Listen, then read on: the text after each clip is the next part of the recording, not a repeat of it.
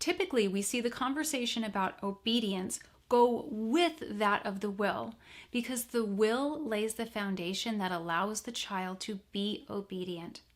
Let's be clear on what obedience is. Very simply, it is when one is willing to comply with the request of another. That's it. We will see that obedience is very sporadic, almost impulsive at first for the child, but becomes more consistent as it is under the control of the will.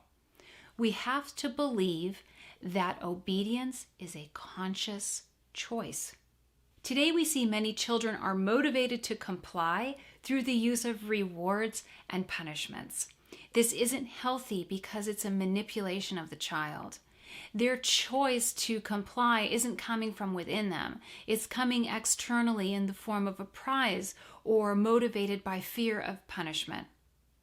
Obedience develops in stages, and it can only be done with the will.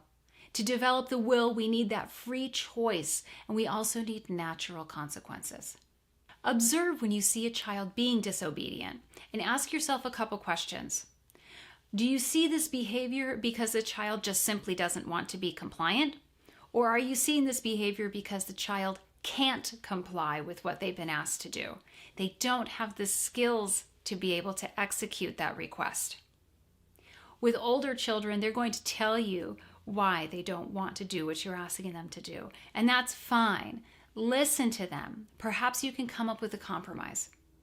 But if this is a request that's a non-negotiable, let's say taking a shower, then you ask the child, when are they going to do it? Then at least they have some power and control over that situation. There are 3 stages of obedience. In the first stage, sometimes the child can obey and sometimes they can't. It's not consistent at all, and this is the stage that lasts the longest. So we have to adjust our expectations for obedience for this child, because sometimes they're not going to be able to do what we're asking, and sometimes they won't do what we're asking. And this is developmentally appropriate because they are still in that process of constructing the will. Then we have the second stage where we can choose to obey or we can choose not to. We have a developed will to where we can follow our own or we can follow the will of another. This is a conscious choice. So to help this child, we want to be offering a greater range of things to choose from and make sure that they have lots of freedom to be making those choices. This is also the level of obedience that most adults stay in for our entire lives. We can choose to be compliant. We can choose not to be compliant.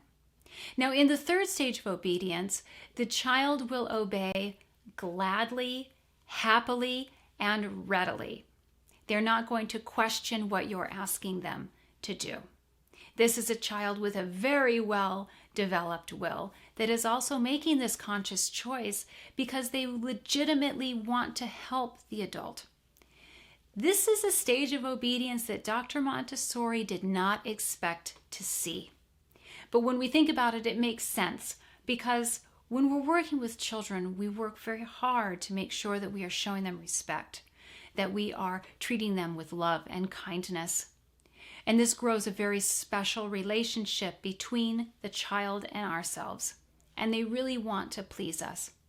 So with a child that's in the third stage of obedience, they're always going to want to be our helper. And we have to be sure that we don't rely on them all the time. That when we need help, we ask many different children to help us because we don't want to accidentally take advantage of this child's good-natured help just because they're always there ready and willing to do it.